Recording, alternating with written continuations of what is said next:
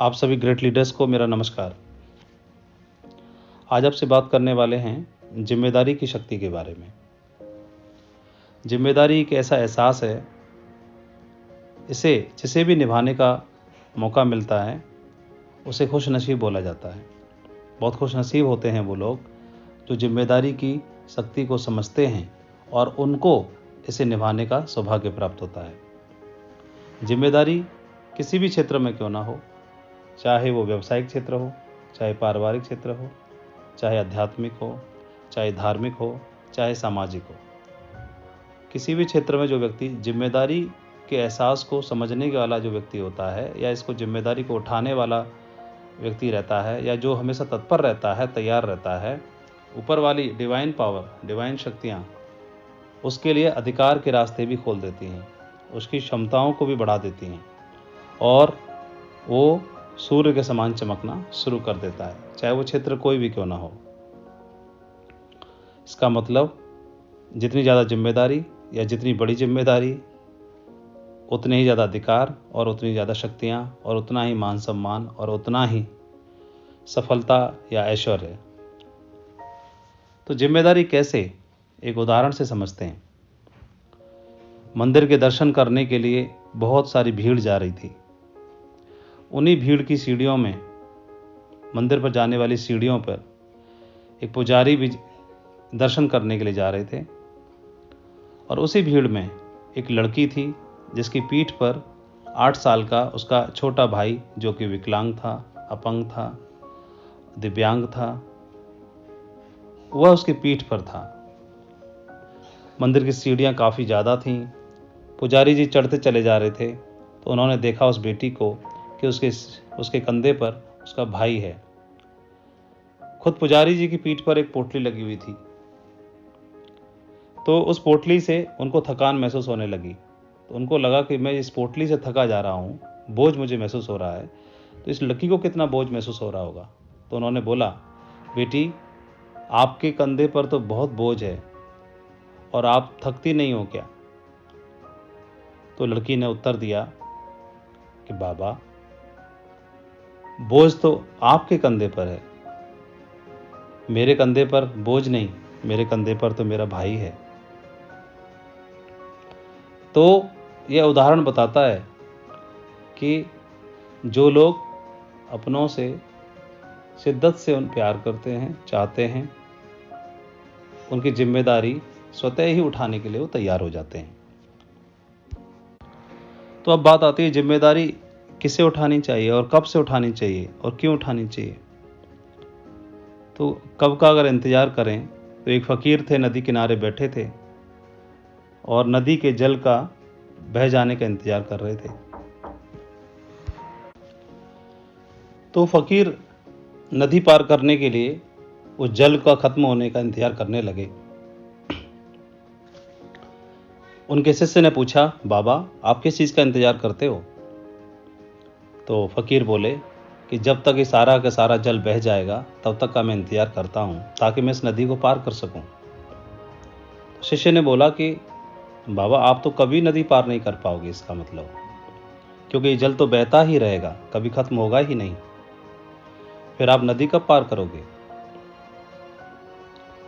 तो फ़कीर बोले, मैं भी यही समझाना चाहता हूँ, यही बताना चाहता हूँ कि जब सब कुछ ठीक हो जाएगा तब आप जिम्मेदारी लोगे, तो वो दिन कभी नहीं आने वाला है। या सारी जिम्मेदारियां सब खत्म हो जाएंगी तब आप सारी चीज़ों को करने के लिए इनिशिएट करोगे, वो दिन कभी नहीं आने वाला। जिस हाल में हो, जहाँ हो, जैसे हो, जिस लेवल पर हो, उसी दिन से जिम्मेदारी लेनी है। स्वामी विवेकानंद जी किसी काम से एक बार अमेरिका जाते हैं। तो अमेरिका में गए, अपना जो जिस काम से गए वो काम पूरा किया। उनसे मिलने के लिए, दर्शन करने के लिए एक अंग्रेज आता है। अंग्रेज ने पूछा कि आपके भारतवर्ष में माँ को बहुत ऊंचा दर्जा दिया जाता है और सबसे पहले कोई भी काम करने से पहले उन्हीं की पूजा भी की जाती है, ऐसा क्यों है? तो विवेकानंद जी बोले कि मैं उस प्रश्न का उत्तर आपको 2 घंटे के बाद दूंगा। आप एक काम करिए, पास में एक पत्थर रखा हुआ है, इसको उठा के लाओ। उस पत्थर को वो अंग्रेज उठा के लाते हैं और उसके बाद उन्होंने बोला कि इसको अपनी कमर में बांध लो। तो एक कपड़े की मदद से उन्होंने इस पत्थर को उस अंग्रेज की कमर में बांध दिया और बोला कि आप 2 घंटे के बाद आना, तब इस प्रश्न का मैं उत्तर दूंगा, तब तक इस पत्थर को कमर से खोलना नहीं। उस पत्थर को बांधने के बाद अंग्रेज चला तो गया और तकरीबन 1 घंटे के बाद ही वापस आ गया और बोला, स्वामी जी, मेरे से इस पत्थर का बोझ अब नहीं उठता। मुझे अपने प्रश्न का उत्तर नहीं चाहिए, पर एक काम करिए, इस पत्थर को जल्दी से खोल दीजिए।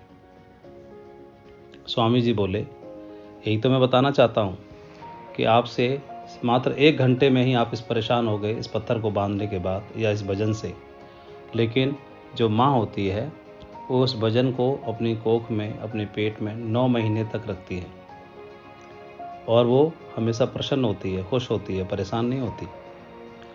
कितनी भी कठिनाई या कष्ट आ जाए उसे वो कष्ट दिखाई नहीं देता, अपने उस बच्चे को बचा के रखती है, उसकी केयर करती है। इसीलिए क्यों? क्योंकि उस चीज़ के लिए वो जिम्मेदारी ले लेती है। लोगों के पास क्षमताएं तो बहुत होती हैं, असीमित हैं। इस डिवाइन पावर ने असीमित क्षमताओं से हमें बख्शा है, लेकिन जिम्मेदारी नहीं लेने के कारण वो अपने आप को चमका नहीं पाते या जिस मकाम पर जाना चाहते हैं उस मकाम को नहीं हासिल कर पाते हैं। इसके बारे में बोला गया है,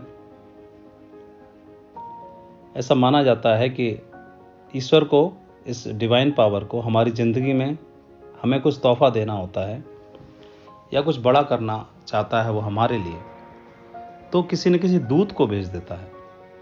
वो दूत हमारी ज़िंदगी में आता है प्रत्यक्ष रूप से या अप्रत्यक्ष रूप से, और हमारे साथ कोई ऐसी घटना घटती है जिसके कारण हमें उस जिम्मेदारी का एहसास होता है।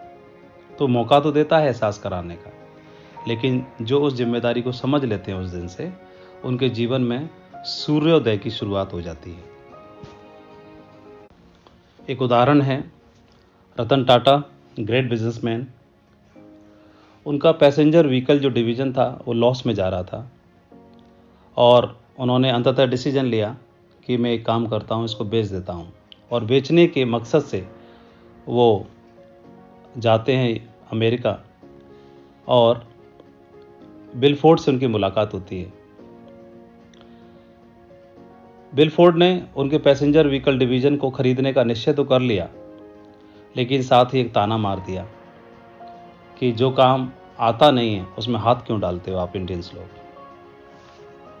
ये बात उनको चुभ गई, बहुत बुरी लगी। लौट के आने के बाद अपने पूरे मैनेजमेंट को बुलाया और बोला कि सबसे ज़्यादा फोकस, सबसे ज़्यादा ध्यान हमें पैसेंजर डिवीज़न पे लगाना है और हमें वर्ल्ड क्लास व्हीकल्स तैयार करने हैं। हम वर्ल्ड क्लास कंपनी बना के दिखाएंगे।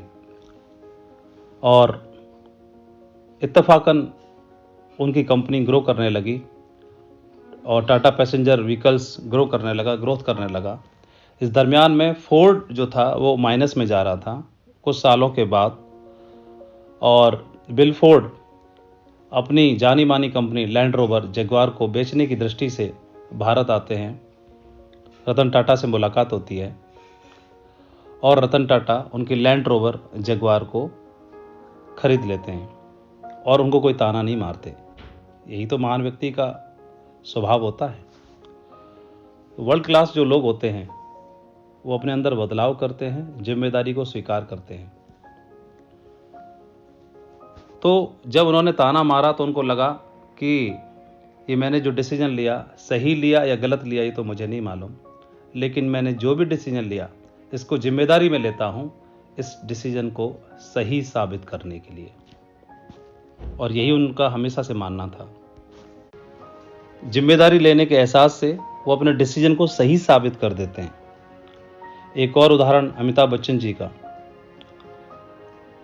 वो इंटरव्यू देने के लिए जाते हैं रेडियो के लिए और उनको बताया जाता है कि आपकी हद से ज़्यादा लंबाई है और आवाज़ भी हद से ज़्यादा मोटी है। बेइज्जती हो गई। तो जो बेइज्जती करने वाला था वो दूत के रूप में बन गया।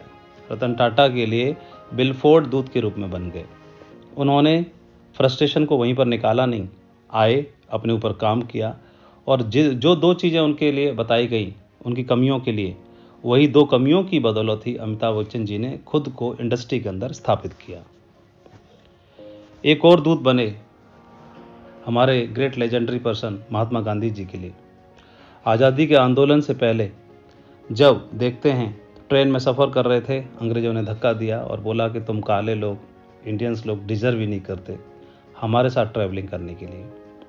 तो उनकी बात अंदर तक चुभ गई। दूत बन गए वो उनके लिए, गांधी जी के लिए, और उन्होंने मन के अंदर ठान लिया कि मुझे चाहे कुछ भी क्यों ना हो जाए, मुझे प्रूव करना है, प्रूव करके दिखाना है, और वो भी अहिंसा के दम के साथ। और सभी जानते हैं स्वामी विवेकानंद जी शिकागो सम्मेलन में जाते हैं और वहाँ जाने के बाद भारत की छवि को विश्व के पटल पर स्थापित कर देते हैं।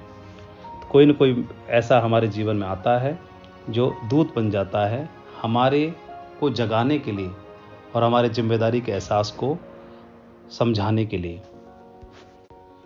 शेप्स ऑफ बिजनेस में बहुत ऊंचाइयां अगर हमें हासिल करनी है तो हमें भी पहले दिन से अपनी जिम्मेदारी के एहसास को समझना होगा। सभी लोग कहते हैं इस बिजनेस में सारे लोग सफल नहीं होते। मैं कहता हूँ सारे लोग जिम्मेदारी नहीं लेते, कुछ ही लोग सफल होते हैं। हाँ, मैं भी यही कहता हूँ, क्योंकि कुछ ही लोग जिम्मेदारी के एहसास को समझते हैं या जिम्मेदारी लेने के लिए तैयार होते हैं।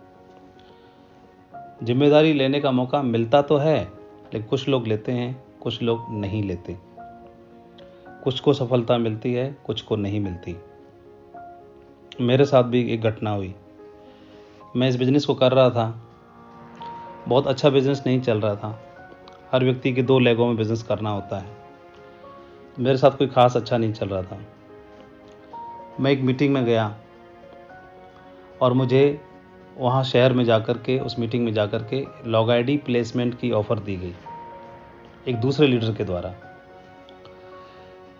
तो जब तक मैं काम कर रहा था लेकिन जागा नहीं था अंदर से, तो मैंने बताया कि कोई ना कोई दूत भेजता है ईश्वर आपको जगाने के लिए। तो उससे नाराज़ नहीं होना, उसको क्रिटिसाइज़ नहीं करना, उसको भला बुरा नहीं बोलना, उसको गाली नहीं देनी, धन्यवाद देना है। उसने आपको जगा दिया। मैं काम तो कर रहा था औसत तरीके से, लेकिन मुझे जिस दिन जिस दूत के द्वारा लॉग आईडी ऑफ़र की गई, प्लेसमेंट ऑफ़र की गई, उस दिन मैं जाग गया। और जाग गया तो परिणाम आपके सामने हैं। और जिस दिन आप जागोगे, परिणाम दुनिया देखेगी आपका। शुरुआती दिनों में हम काम करते थे, वेन्यू पे जाते थे, मीटिंग्स करते थे, तो कई बार हमारे लीडर्स कंप्लेंट करते थे हमारी टीम के कि हमारे साथ पार्शियलिटी होती है, पक्षपात होता है और ठीक नहीं है, हमको बराबर का मौका नहीं मिलता है। तो मैंने अपनी अपलाइन को इन सारी चीज़ों से अवगत कराया।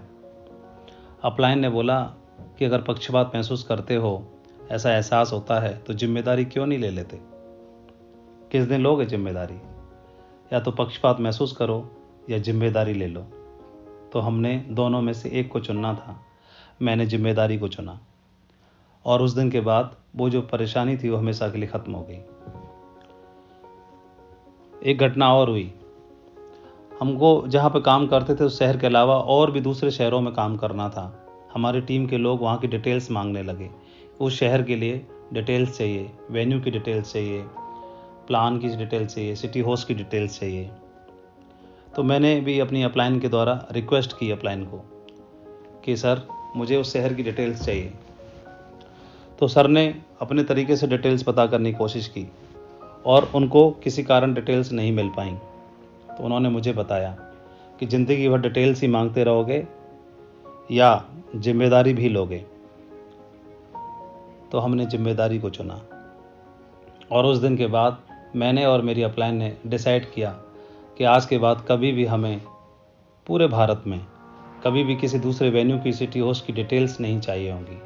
हम जिम्मेदारी लेते हैं कि पूरे भारत में किसी भी शहर में, किसी भी प्रदेश में, किसी भी गांव में, किसी भी छोटी बड़ी जगह पर एक व्यक्ति भी होगा, उसकी जिम्मेदारी हम स्वीकार करते हैं और उसके साथ काम करके वेन्यू और सिटी डेवलप करने की जिम्मेदारी हम स्वीकार करते हैं।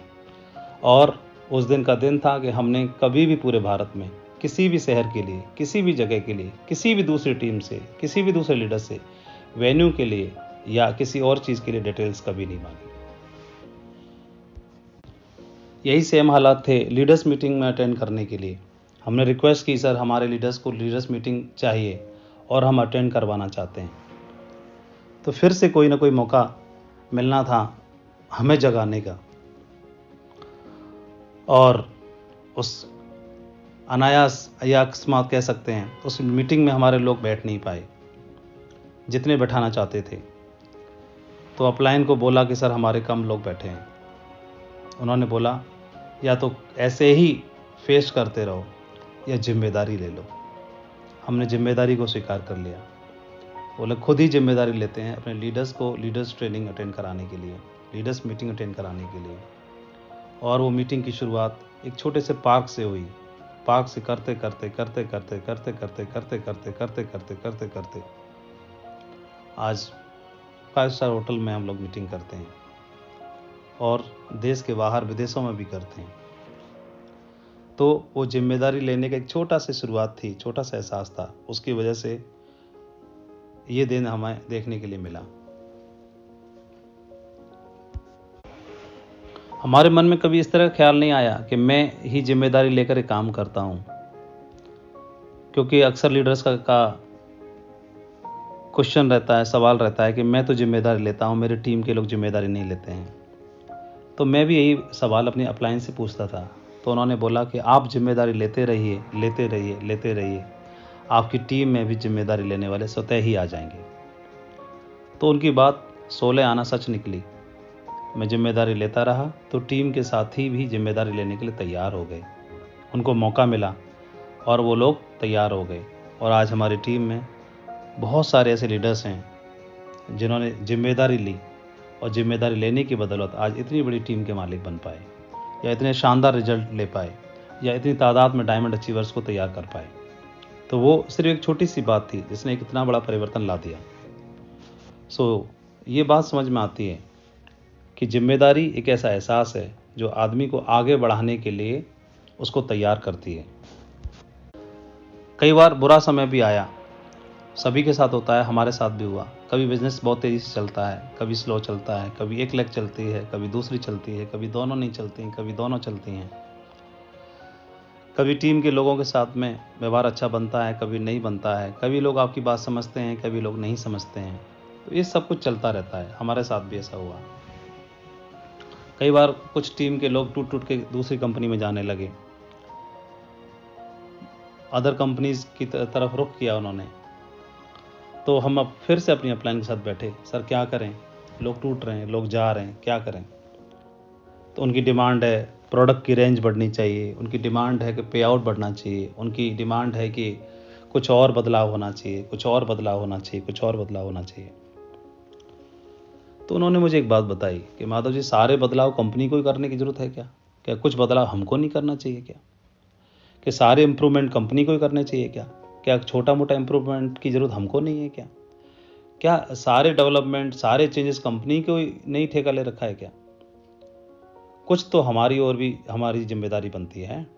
मैं समझ गया इशारा कहाँ था, और मैंने उन्हीं के साथ रह करके, उनके इशारे को समझ करके और जोड़ी बना के काम करना शुरू किया।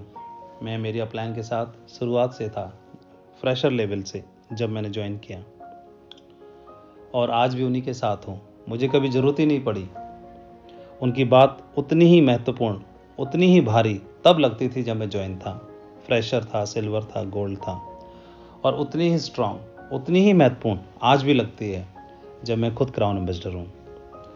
तो उन्होंने ये बात समझाया कि अपना भी पक्ष मजबूत करना है, अपने आप को भी बदलना है, अपने आप को भी इम्प्रूव करना है, और हमारी कमियों पर भी काम करना है, हमारी कमजोरियों पर भी काम करना है, अपनी लीडरशिप पे भी काम करना है। हमें बिज़नेस को आगे बढ़ाने के लिए कौन सी ऐसी चीज़ें जो रोकती हैं उन पे भी काम करना है, क्योंकि हमने डिसीजन तो ले ही लिया है कि बिज़नेस के अंदर बहुत बड़ा अचीवमेंट लेना है, बहुत बड़ा बिज़नेस खड़ा करना है, बहुत ऊंचा जाना है, बहुत ऊंचाइयों को छूना है। कंपनी और हमारे ग्रेट ऑनरेबल डायरेक्टर्स तो हमारे साथ में हैं ही, वो तो लगातार बदलाव कर ही रहे हैं हर तरह से, लेकिन हमको भी बदलाव की ज़रूरत होगी समय समय पर। तो कंपनी भी बदलाव करेगी और हम भी करेंगे, और दोनों मजबूत एकदम तैयार खड़े रहेंगे, दोनों पक्ष मजबूत होंगे, तो हम एक विशाल नेटवर्क बना पाएंगे। तो फिर हमने अपने अंदर जो भी कमजोरियां थीं उन पर काम करना शुरू किया, खुद की जिम्मेदारी को स्वीकार करना शुरू किया, और धीरे धीरे करके वेन्यू को लेके, मीटिंग्स को लेके, कोर ट्रेनिंग्स को लेके, FIM को लेके, ग्रुप मीटिंग्स को लेके, टूल्स को प्रमोशन को लेके, ट्रेनिंग्स को लेके, प्रेजेंटेशन को लेके, छोटी छोटी मीटिंग से लेके बड़ी बड़ी मीटिंग्स को लेके, डायमंड सेलिब्रेशन को लेके, हर चीज़ को जिम्मेदारी को लेना शुरू कर दिया। और जहाँ से मेरी लॉग आईडी शुरू होती है, उस लॉग आईडी के नीचे जो बिज़नेस डेवलपमेंट होते हैं, वहाँ अच्छा हो रहा है तो भी मेरी जिम्मेदारी है, अगर अच्छा नहीं हो रहा है तो भी मेरी जिम्मेदारी है। अगर बहुत अच्छे रिजल्ट आ रहे हैं तो सिस्टम और अपलाइन और टीम को क्रेडिट जाता है, लेकिन कहीं पर भी कोई अगर कमजोरी है, अगर कहीं पर भी कैसे भी डेवलपमेंट कमज़ोर तरीके से आ रहे हैं या कम आ रहे हैं, तो उसकी सारी की सारी जिम्मेदारी मेरी है। अपलाइन हमेशा बोलते थे कि माधव जी, अगर आप तैयार होते हो, अपनी अंदर की हार को स्वीकार नहीं करते, अगर अंदर से मजबूत बने रहते हो, तो बाहर की हार कुछ नहीं बिगाड़ पाएगी, बस अंदर से मत हारना। हमेशा बोलते थे कि अंदर की हार को स्वीकार मत करना, बाहर की हार तो कुछ कर ही नहीं पाएगी। फिर उन्होंने बोला कि अंदर की हार नहीं मानी तो बाहर की हार एक दिन आपके गले का हार बनेगी, आपके लिए त्योहार बनेगी, आपके जीवन में बाहर बनेगी और सफलता का द्वार बनेगी। कहते हैं कि एक अच्छे माहौल में ही एक अच्छा बिजनेस आप खड़ा कर सकते हैं। तो जिनके साथ जो आपके सीनियर अपलाइन हैं, उनके साथ जोड़ी बनाने की जिम्मेदारी भी आपको स्वीकार करनी है, क्योंकि उनके पास तो ऑप्शन है, मैं नहीं तो कोई और सही, कोई और नहीं तो कोई और सही, लेकिन मेरे पास ज़्यादा ऑप्शन नहीं है। तो मुझे अपनी अपलाइन के साथ जोड़ी बनानी है, क्योंकि अच्छा माहौल बनेगा तो अच्छा बिजनेस बनेगा, अच्छा माहौल होगा तो अच्छा मूड होगा, अच्छा मूड होगा अच्छा मन बनेगा, यानी शरीर का ख्याल रखेंगे हम, मन का ख्याल रखेंगे तो बिजनेस का ख्याल भी हो ही जाएगा। इसलिए टीम के साथ भी, जो हमारे साथी हैं, जो हमारे लीडर्स हैं, उनके साथ भी जोड़ी बनाने की जिम्मेदारी हमारी ही है। अगर ये दोनों तरफ से हम जिम्मेदारी बना लेते हैं, एक ब्रिज का काम करते हैं, तो हमारे बिजनेस में सूर्योदय होने से कोई रोक नहीं सकता। बिजनेस के दरमियान कई बार आपको खट्टे मीठे अनुभव होंगे, कई बार ऊंच नीच भी देखेंगे आप, हर तरह के लोगों से मुलाकात होती है, हम लोग पीपल बिल्डिंग बिजनेस में हैं। कई बार आपको ऐसे लोग मिलेंगे जिनसे आपकी खूब पटेगी, कई बार ऐसे लोग भी मिल जाएंगे जिनके साथ आपका व्यवहार या आपकी सोच मैच नहीं कर पाएगी। तो हमने तो सुना है कि हमें इस बिजनेस के लिए ऐसे लोग चाहिए जिनका कमिटमेंट हमारे कमिटमेंट से मिलता हो, जिनकी सोच हमारी सोच से मिलती हो, जिनका विजन हमारे विजन से मिलता हो, जिनका दमदारी जिनकी हमारी दमदारी से मिलती हो। लेकिन सारे लोग ऐसे ही नहीं आएंगे, हर तरह के लोग आएंगे, क्योंकि पीपल बिल्डिंग बिजनेस में हैं हम। तो उनके साथ भी हमें हैंडलिंग सीखनी है और इसकी जिम्मेदारी भी हमें ही स्वीकार करनी है। जो आपकी सोच से सोच रखते हैं, मेल खाते हैं, जिनका कमिटमेंट आपके कमिटमेंट से मिलता है, तो वो लीडर बनना चाहते हैं, उनको लीडर बनाने में काम लगा दो। और जिनके साथ नहीं बनती, उनको साइड होकर के और बिना टकराहट के आप आगे बढ़ो और टीम को भी आगे बढ़ाने का संकल्प लो। ये मैंने अपनी अपलाइन से सीखा। कई बार आपके साथ में बिजनेस को करने के लिए चैलेंज आएंगे, हमारे साथ भी ऐसा हुआ। तो उन चैलेंजों को आपको अपॉर्चुनिटी में कन्वर्ट कर देना है। वो चैलेंज किस तरह से होते हैं, हम देखते थे कि मई जून के महीने में बहुत गर्मी पड़ती थी, उन दिनों में प्लान कम होते थे, मीटिंग्स कम होती थी, समझ में नहीं आता था, या तो बहुत सर्दी पड़ रही है तब, या बहुत गर्मी हो रही है तब, समझ ही नहीं आ रहा क्या करें। तो हमने सोचा कि जो दिशा ट्रेनिंग्स अक्टूबर में होती है, जो दिशा ट्रेनिंग सितंबर में होती है, जो फरवरी में होती है, क्यों ना उसको मई और जून में ही करेंगे। जिस वक्त में कोई और दूसरा काम ना होगा, उस काम में सबसे ज़्यादा मोस्ट रिजल्ट प्रोड्यूसिंग काम हम करेंगे। इस बात का डिसीजन लिया तो क्या हुआ, वो जो खाली टाइम था, जो ऐसा टाइम था जो यूज में नहीं आ रहा था, हमने उसको कन्वर्ट कर दिया अपॉर्चुनिटी में, लीडर्स तैयार करने पर। और क्या हुआ, वो हमारे लिए सफलता का सिद्धांत बन गया। और शुरुआत में जब भी त्योहारों पर लोग बिजी हो जाते थे, कभी होली पर, कभी ईद पर, कभी दीपावली पर, कभी और त्योहारों पर, लोग बिजी हो जाते थे, रिजल्ट डाउन होता था, चेक डाउन हो जाते थे। तो हमने ऐसी प्लानिंग की अपलाइन के साथ मिलकर के सिस्टम की गाइडलाइन में कि मीटिंग्स प्लान किया करते थे उसके पहले या उसके बाद, त्यौहार से पहले या त्यौहार के बाद। त्यौहार से पहले प्लान करते थे तो लोग एक्साइटेड होके जाते थे, त्यौहार के बाद करते थे तो पूरा त्यौहार भी उनका मीटिंग्स के ध्यान में निकल जाता था। और ऐसे करके हमने उसको चैलेंज को अवसर में कन्वर्ट कर दिया। कई बार हमारे टीम के लोग शहर से दूर जाके ज्वाइन होते थे, तो कोई एक व्यक्ति है, कोई दो व्यक्ति है, समझ नहीं आता कैसे काम करें। तो अपलाइन ने बताया कि टूल्स की मदद लो। तो हम लोगों ने खुद जाने के बजाय टूल्स उनको दिया। हम आगरा शहर में रहते थे, यहाँ पर मीटिंग्स करते थे, वेन्यू प्लान होता था, ट्रेनिंग्स होती थी, तो हम लोग करते थे। हमारी अपलाइन ने जो गाइडलाइन दी उसके अनुसार हम लोग करते थे कि बाहर से कोई लीडर जब ज्वाइन करता था उसको बुलाते थे, और बुलाने के बाद उनको फ्राइडे की ट्रेनिंग अटेंड कराते थे, सैटरडे को उनको ग्रुप मीटिंग्स और टेक्निक सिखाते थे, कोर ट्रेनिंग अटेंड कराते थे, और संडे का प्लान अटेंड कराते थे। ये 3 दिन की एक्टिविटी अटेंड करके वो व्यक्ति तैयार होकर जाता था। साथ ही उनको टूल्स प्रोवाइड करते थे। टूल्स प्रोवाइड कराने के बाद और उनको तैयार करने के बाद हम भेज दिया करते थे, और वो व्यक्ति जाकर कमांडो की तरह काम करता था। फिर पीठ पीछे से उनके अपलाइन जिनकी ज़रूरत होती थी उनको भेज दिया करते थे, और ऐसे ऐसे करके हमारा बिजनेस खड़ा होना शुरू हो गया। अब बारी थी लीडर्स को मल्टीपल करने की, लीडर्स को मल्टीप्लाई करने की। तो कैसे करें? तो हमारे ग्रेट मेंटर संजय जैन जी ने बताया कोर ट्रेनिंग के बारे में कि आप कोर ट्रेनिंग की जिम्मेदारी लो। वो आए, उन्होंने कोर के 10 कोर स्टेप्स को हमें बताया, सिखाया। तो बातें तो लगभग वही ऐसी ही थी जो हमने पहले देख रखी थी, सुन रखी थी, सीख रखी थी, लेकिन उन्होंने उनको एक सिस्टमेटिक वे में बताया। सिस्टमेटिक वे में फिर हमने उसको दोहराना शुरू किया, अमल करना शुरू किया, और धीरे धीरे करके हमारे कोर ट्रेनिंग्स के मिशन को हमने बहुत अच्छे से किया। तो धीरे धीरे करके क्या हुआ, कोर ट्रेनिंग में लोग तैयार होने लगे, जिम्मेदारी का एहसास समझने लगे, और धीरे धीरे करके पूरे भारत में लीडर्स की बाढ़ आ गई। शुरुआत में इतनी टेक्नोलॉजी हाई नहीं थी।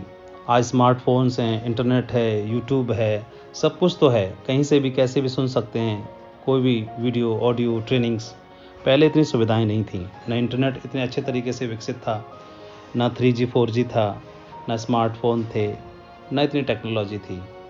पहले ऑडियो कैसेट्स आते थे, रील वाले कैसेट्स। हमारे अपलाइन हमको वो देते थे और बोलते थे कि इनको सुनो। एक वॉकमैन की मदद से हम उनको सुनते थे। तो कई बार बाहर के अचीवर्स की ट्रेनिंग हुआ करती थी, तो उन्हीं से मोटिवेशन मिलता था। उनको सुन सुन के हमारे माइंड की प्रोग्रामिंग हो गई। मैं अपनी अपलाइन को देखता था, वो हमेशा ही उन ट्रेनिंग्स को सुनते रहते थे, ट्रैवलिंग में बैठ करके जब भी उनको वक्त मिलता था। तो वहाँ से हमें कई सारे संदेश मिले कि इस बिज़नेस को करना है तो क्यों करना है, इस बिज़नेस की हाइट्स का पता चला, इस बिज़नेस के डेवलपमेंट्स का पता चला, रिवार्ड्स का पता चला। तो शुरुआत में रिवार्ड दिखाई नहीं देते हैं, तो ये बिज़नेस ऐसा कहते हैं कि बिज़नेस तो संभावनाओं पर आधारित है, अपेक्षाओं पर आधारित है। शुरुआत में चेक उतने नहीं थे, लेकिन बिज़नेस में जो बिज़नेस की ट्रेनिंग्स थी, उन ट्रेनिंग्स ने हमें उम्मीदें बंधाई, उम्मीदें दी, और हम अपेक्षाओं के लिए लगे रहे, और धीरे धीरे करके उन सारी चीज़ों को जिनके बारे में सोचा था वो हर हाइट को हमने अचीव किया।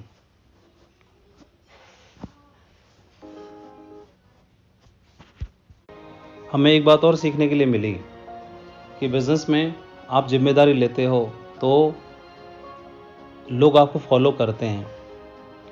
आप कल्पना करो कोई छोटा बच्चा है, आप किसी रास्ते पे चल रहे हो और वो आपको फॉलो कर रहा है, कोई छोटा सा बच्चा है।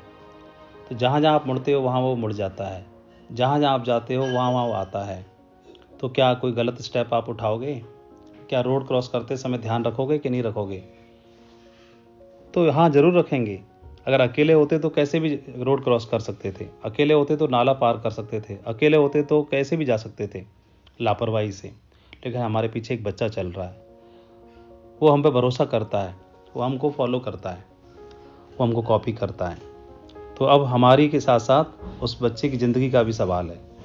ठीक इसी प्रकार आप और हम भी इस बिज़नेस में आगे चलने वाले लीडर हैं, और आपके पीछे एक नहीं बहुत सारे बच्चे हैं जो लगातार बढ़ते चले जाते हैं, संख्या तादाद बढ़ती चली जाती है। तो जहाँ आप मुड़ते हो वहाँ वो मुड़ जाते हैं, जहाँ आप खड़े होते हो वहाँ वह खड़े हो जाते हैं। वो आपको कॉपी करते हैं, आपको फॉलो करते हैं, तब उनकी ज़िंदगी का भी सवाल है, हमारी ही नहीं। इसलिए हमें ऐसे डिसीजंस लेने हैं, हर वो काम करना है जो अमल करने लायक है, जो डुप्लीकेट करने के लायक है। हमें जिम्मेदारी का एहसास समझना है, क्योंकि हमारे पीछे कोई न कोई है जो चल रहा है और जो हमको कॉपी कर रहा है, जो हमारे भविष्य में अपना भविष्य देखता है, जो हमारी जिम्मेदारी लेने के कमिटमेंट में उसकी ज़िंदगी बनी हुई है। तो क्यों ना शुरुआत करें। बिज़नेस कितना बड़ा करना है, इसका डिसीजन हमको ही लेना है। हमें चुनाव करना है, हमें निर्णय लेना है। आप चाहेंगे तो आने वाले वक्त में आपकी आईडी के नीचे क्राउन एम्बेसडर लिखा दिखाई देगा।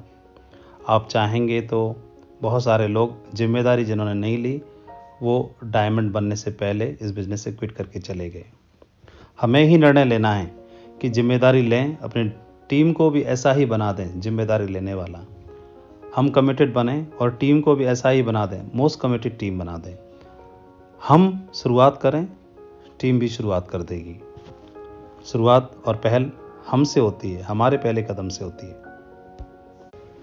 गुरु गोविंद सिंह जी महाराज, बैटल ऑफ चमकौर के बारे में आप जानते हैं। मात्र 40 सूरमा थे, 10 लाख मुगलों की सेना थी। अविश्वसनीय युद्ध हुआ। सिर्फ किस बात की बदौलत? सिर्फ एक चीज़ की बदौलत कि गुरु गोविंद सिंह जी महाराज ने माइंड प्रोग्रामिंग इस तरह की अपने योद्धाओं की। उन्होंने बोला, चिड़िया दे नाल बाज लड़ाबा, गिदड़ा नु में शेर बनाबा, 1.25 लाख ते एक लड़ाबा, ता गोविंद सिंह नाम कहाबा। फिर से रिपीट करता हूँ, ऊपर वाला सर देकर सरदारी देता है। बहुत खुशकिस्मत हैं वो लोग जिनको जिम्मेदारी निभाने का सौभाग्य मिल रहा है। आने वाले वक्त में, आने वाले समय में आप एक ड्रीम टीम बनाएंगे और सबसे अच्छी बात यह होगी कि आप उसकी नींव की ईंट बनेंगे। शुरुआत आपसे होगी और आप बहुत सारे लोगों की ज़िंदगी में कंट्रीब्यूट कर पाएंगे, उनके जीवन में कुछ अच्छा करने के लिए। तो आपके अच्छे करने से, आपके अच्छे डिसीजन लेने से, आपकी अच्छी सोच से, आपकी जिम्मेदारी लेने से अगर दूसरों की ज़िंदगी में बाहर आती है, आप दूसरों के लिए कुछ कंट्रीब्यूट कर पाते हैं, इससे बड़ी सेवा क्या हो सकती है भला।